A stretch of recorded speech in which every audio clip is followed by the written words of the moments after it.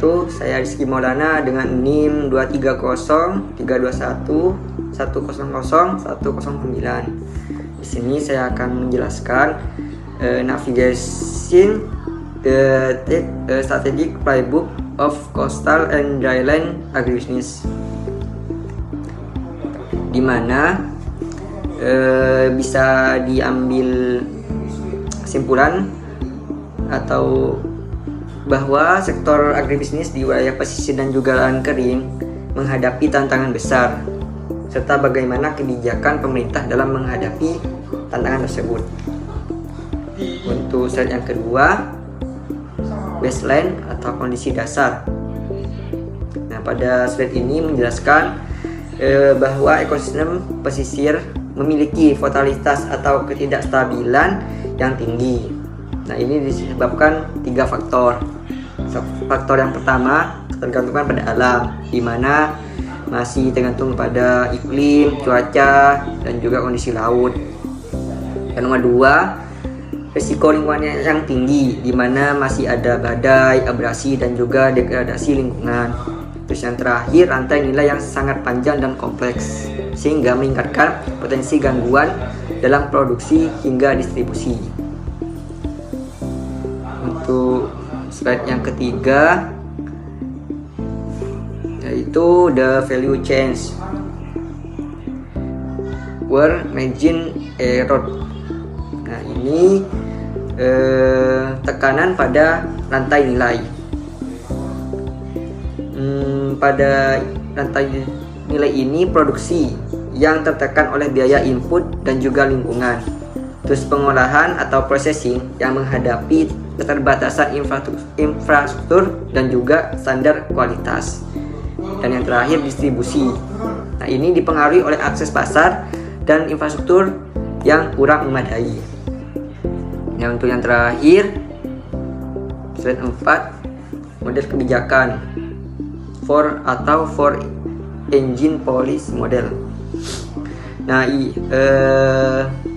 terakhir set nomor 4 ini menunjukkan bahwa keberhasilan agribisnis sangat dipengaruhi oleh 4 mesin kebijakan utama, seperti kebijakan fiskal, di mana subsidi dan juga bantuan dari pemerintah, kebijakan moneter yang mempengaruhi stabilitas ekonomi dan juga akses modal.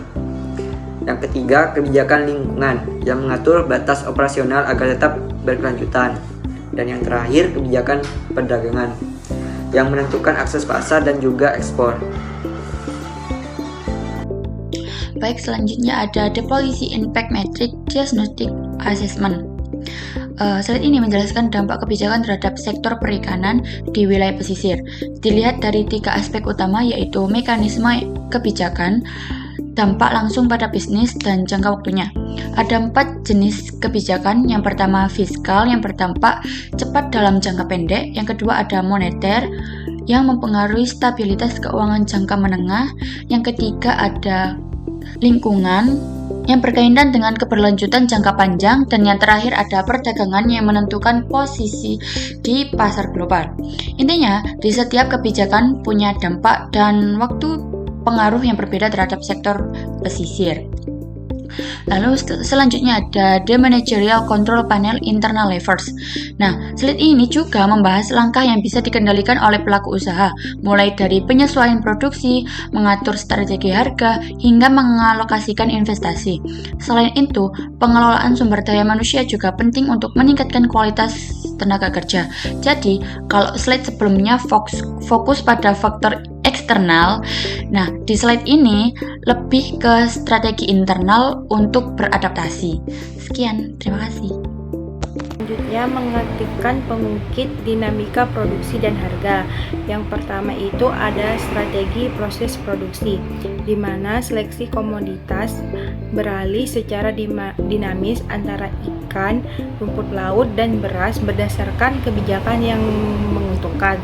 Yang kedua ada adaptasi masukan, melakukan restrukturisasi anggaran operasional untuk memaksimalkan subsidi pupuk dan benih dari pemerintah. Yang ketiga, ada integritas teknologi, menerapkan teknologi yang tepat untuk mengimbangi risiko degradasi lingkungan yang serius. Selanjutnya, strategi arsitektur penetapan harga. Yang pertama itu ada navigasi HPP, di mana menstrukturkan margin keuntungan di sekitar harga dasar yang ditetapkan pemerintah dan kebijakan stabilisasi pangan. Yang kedua ada lindung nilai musiman, di mana membangun cadangan keuangan untuk menghadapi fluktuasi harga musiman ekstrim di daerah pesisir. Yang ketiga, pemasaran rantai nilai, melewati perantara untuk mendapatkan nilai premium dari hulu secara langsung. Ketiga, mengaktifkan pengungkitnya investasi dan sumber daya manusia. Terdapat strategi alokasi modal, di mana ada infrastruktur logistik, piagam menyalurkan kredit mikro atau KUR ke penyimpanan dingin untuk mengatasi degradasi rantai pasokan. Yang kedua, terdapat diversifikasi aset, di mana piagam ini memadukan perikanan tradisional dengan pariwisata pesisir untuk melindungi diri dari volatilitas hasil tangkapan. Yang ketiga, pengambilan insentif. Piagam meramahkan belanja modal atau CAPEX secara ketat ke zona maritim yang mendapat insentif dari pemerintah. Selanjutnya, terdapat strategi sumber daya manusia, di mana manajemen tenaga kerja cairan. Piagam merancang modal operasional yang berpusat pada tenaga kerja yang sangat musiman. Yang kedua, peningkatan kapasitas. Piagam ini meningkatkan keterampilan tenaga kerja lokal untuk memenuhi standar pelabelan ramah lingkungan dan perdagangan baru yang kompleks. Yang ketiga, ada pemetaan migrasi, di mana piagam beradaptasi dengan migrasi keluar sistemik dari tenaga kerja di wilayah pesisir. Baik, pada slide selanjutnya ada bagian strategi evolution, di mana di sini ada dua cara, yaitu ada cara lama dan juga cara baru. Nah, pada cara lama sendiri yang bagian subsidi ini cuman dipakai untuk menutup kerugian sementara, sedangkan pada regulasinya itu dianggap hambatan, misalnya kayak larangan alat yang lengkap. Terus harganya itu pasrah mengikuti harga pasar atau musiman. Nah, hasilnya itu bisnis itu jalan tapi tidak bisa berkembang lebih cepat atau stuck aja gitu. Nah, untuk cara barunya itu pada subsidi itu dipakai untuk investasi, misalkan upgrade teknologi dan juga agar efisiensi. Selanjutnya pada regulasinya itu dimanfaatkan misalnya pada eco label untuk masuk ke pasar yang lebih premium. Selanjutnya pada harga itu dikendalikan misalnya pakai cold storage atau olahan produk. Nah, pada hasil yang menggunakan cara baru ini, hasil bisnis tuh lebih kuat dan juga untungnya itu lebih stabil dan harga naik kelas. Selanjutnya pada policy action ini menjelaskan bagaimana kebijakan bisa diubah menjadi tindakan nyata lapangan. Seperti misalkan pada contoh yang pertama itu subsidi pupuk ditambah diskon, yang hasilnya manajemen alihkan dana dengan cerdas. Selanjutnya pada hasilnya itu produk meningkat ke skala yang lebih besar. Selanjutnya pada contoh yang kedua itu larangan alat tangkap tertentu.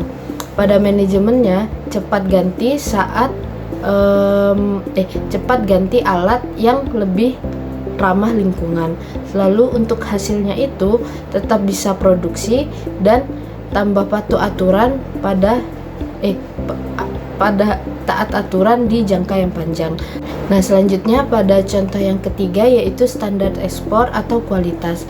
Manajemennya itu standarisasi kualitas produk dengan hasil pendapatan itu jauh lebih tinggi dan juga jauh lebih stabil seperti itu.